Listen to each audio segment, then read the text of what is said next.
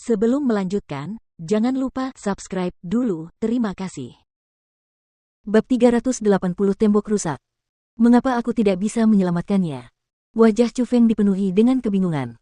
Apakah perlu menanyakan hal itu? Dia adalah lawan kita, dan dia akan mengambil harta karun itu darimu dan aku. Ziling menjelaskan, tidak akan. Aku tidak akan mengambil harta karunmu. Selamatkan aku, Chu Feng, selamatkan aku. Selama kau menyelamatkanku, aku akan segera meninggalkan tempat ini. Jiang Wuxiang memohon. Ketika berhadapan dengan kematian, bahkan pemuda dengan identitas mulia itu mengungkapkan rasa takut dari dalam hatinya. Jangan percaya padanya. Kalau aku tidak salah, dia adalah orang dari dinasti Jiang. Kalau kau menyelamatkannya hari ini, bahkan jika dia meninggalkan tempat ini sekarang, di masa depan, dia pasti akan membalas dendam padamu dan aku. Ziling menyela. Tidak. Chu Feng, percayalah padaku. Aku sama sekali tidak akan membalas dendam terhadap kalian berdua. Aku tidak akan menceritakan masalah hari ini kepada siapapun. Melihat bahwa Ziling benar-benar tidak akan menyelamatkan orang yang sedang sekarat, Jiang Wuxiang benar-benar panik. Dan pada saat itu, Chu Feng mengerutkan kening dan tatapannya seperti obor. Pikirannya cepat berputar dan dia merenungkan banyak pertanyaan. Pada akhirnya, dengan tatapan tajamnya yang seperti elang, Chu Feng menatap wajah Jiang Wuxiang dengan erat dan berkata, Jiang Wuxiang, karena kebaikan hati, kami berdua menyelamatkanmu hari ini. Aku percaya bahwa kamu bukanlah orang yang membalas kebaikan dengan kebencian. Asteris hualalala.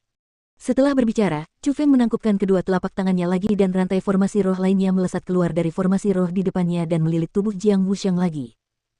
Dan kali ini, mata Ziling berbinar dan tatapannya ke arah Chu Feng dipenuhi dengan keluhan. Namun, dia tidak menghentikan Chu Feng, dan dia hanya diam melihat semua yang terjadi.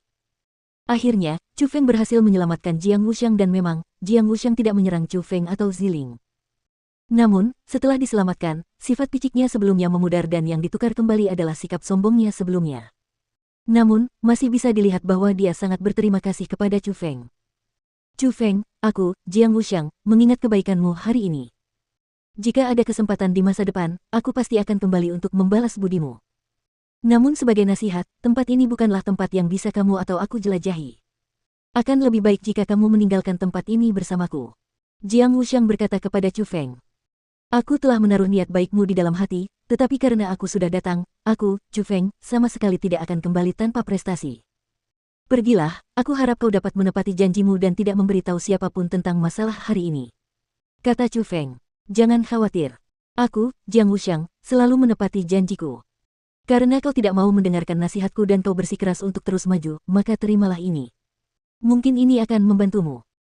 Melihat hal itu, Jiang Wuxiang tidak lagi mendesak Chu Feng dan dari kosmos saknya, dia mengeluarkan gulungan kertas kulit domba dan menyerahkannya kepada Chu Feng, lalu dengan cepat setelah itu, dia berjalan kembali pada jalan yang telah dilaluinya. Dan setelah menatap Jiang Wuxiang, Chu Feng membuka gulungan kulit domba itu. Ia menemukan bahwa itu adalah sebuah peta, namun itu bukanlah peta yang lengkap. Peta itu mencatat jalan masuk ke istana ini dan mencatat lokasi beberapa mekanisme serta metode untuk meniadakannya. Namun, tidak semua mekanisme tercatat di dalamnya. Misalnya, rawa di depan mereka dan formasi ilusi tadi. Mereka tidak ada di peta, jadi tidak heran Jiang Wuxiang tertangkap oleh mereka. Peta ini tidak terlalu penting, dan kita masih perlu mengandalkan diri kita sendiri. Ziling juga berjalan mendekat dan melihat peta itu. Setelah itu, dia mulai meletakkan formasi roh di tanah, dan setelah formasi roh selesai, itu menjadi untaian cahaya pelangi dan dipadatkan menjadi jembatan. Itu melewati rawa di depan dan terhubung ke sisi lain rawa. Rawa ini memiliki daya isap dan dengan berjalan di udara, seseorang pasti akan tersedot ke dalamnya.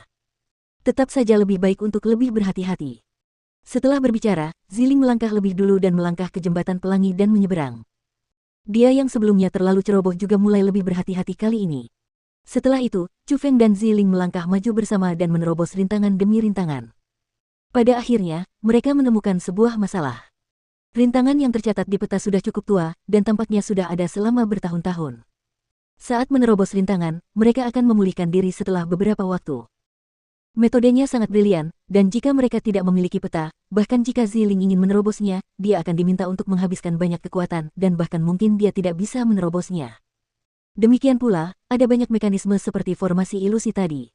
Peta tersebut tidak mencatat mekanisme seperti itu, namun, mekanisme tersebut tampaknya tidak terbentuk dalam jangka waktu yang sangat lama. Meskipun sangat cemerlang, mekanisme tersebut tidak sehebat yang tercatat di peta. Itu menjadi masalah. Dulu, ada dua orang di sini dan mekanismenya dipasang dalam dua era. Selain itu, meskipun ada harta karun di sini, seharusnya tidak ada begitu banyak mekanisme yang dipasang. Yang berarti mekanisme itu digunakan untuk mencegah penyusup. Namun, lebih baik dikatakan bahwa mereka tampaknya sedang menguji penyusup karena rintangan selanjutnya jelas semakin sulit, tetapi bukan berarti mustahil untuk ditembus. Yang terpenting adalah meskipun banyak mekanisme yang dapat menyebabkan kematian seseorang, mekanisme tersebut tetap menyisakan sedikit kehidupan bagi mereka. Misalnya, sebelumnya, jika bukan rawa melainkan jenis jebakan lain, mungkin Ziling dan Jiang Wuxiang sudah mati. Namun untungnya, kekuatan roh Ziling sangat kuat dan kekuatannya juga tidak lemah. Terutama roh dunia peri miliknya. Kekuatan tempurnya sangat luar biasa kuat, dan dalam situasi seperti itu, Chu Feng dan Ziling akhirnya tiba di ujung peta. Di tempat itu, muncullah sebuah istana yang sangat besar. Istana itu sangat besar, bahkan seperti alun-alun. Istana itu cukup besar untuk menampung beberapa ratus ribu orang. Dan struktur umumnya sama persis dengan istana sebelumnya yang berkilauan dalam emas dan batu giok. Namun, di tengah istana, tidak ada harta karun.